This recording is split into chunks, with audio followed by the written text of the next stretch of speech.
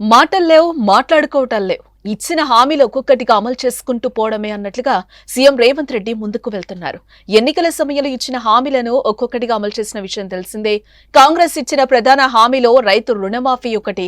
ఇప్పటికే 1,00,000 లోపు రైతు రుణమాఫీని అమలు చేసిన విషయం మనకు తెలిసిందే. నాగర్ కర్నూలు జిల్లా కల్వకుర్తిలో మాజీ మంత్రి జైపాల్ రెడ్డి వర్ధంతి సందర్భంగా ఏర్పాటు చేసిన కార్యక్రమంలో సీఎం రేవంత్ రెడ్డి రైతులకు మరో గుడ్ న్యూస్ అందించారు.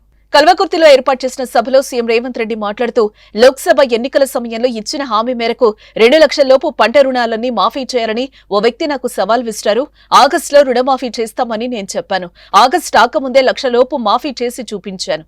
రైతుల ఖాతాలో ఇప్పటికే 6,093 కోట్లు జమ చేశాం. 1,50,000 లోపు పంట రుణం ఉన్న ప్రతి రైతులు రెండో విడతగా జూలై 31 కంటే ముందే మాఫీ చేస్తాం. వచ్చే నెల 2 నుంచి 14వ తేదీ వరకు విదేశీ పర్యటనకు వెళ్తున్నాను. తిరిగి వచ్చిన వెంటనే 2,00,000 లోపు ఉన్న రైతుల రుణాల మొత్తాన్ని మాఫీ చేస్తాం. రైతుల రుణం తీర్చుకుని వారికి కృతజ్ఞత తెలియజేస్తామంటూ సీఎం రేవంత్ రెడ్డి వెల్లడించారు. ఈ ప్రకటనతో మళ్లీ రైతుల్లో సంతోషం నెలకొంది. రైతాంగానికి నేను మాట ఇస్తున్నా, జూలై 31 తారీఖు దాట కంటే ముందే 1,50,000 రూపాయలు ఉన్న ప్రతి రైతుకు మళ్ళీ రెండో విడత ఖచ్చితంగా 30 తారీఖు జూలై దాట కంటే ముందే 1,50,000 రూపాయల మీ బాకీని చెల్లించి రైతు రుణం తీర్చుకుంటా అని చెప్పి ఈ కల్వకుర్తి గడ్డ మీద నుంచి నేను మాట ఇస్తున్నా.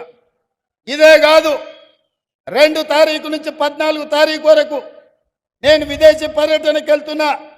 వచ్చిన ఎంబడే 2,00,000 రూపాయల వరకు రైతులకు ఉన్న రుణాలను మొత్తాన్ని ఆగస్టు నెలలో పూర్తి చేసి మీకు ఇచ్చిన మాట నిలబెట్టుకొని తెలంగాణ రైతాంగం యొక్క రుణం తీర్చి మీ రుణము తీర్చుకునే బాధ్యత ఇచ్చినందుకు మీకు కృతజ్ఞత చెప్పుకునే అవకాశం ఆగస్టు నెలలో నేను తీసుకుంటాను తెలియజేస్తున్నా.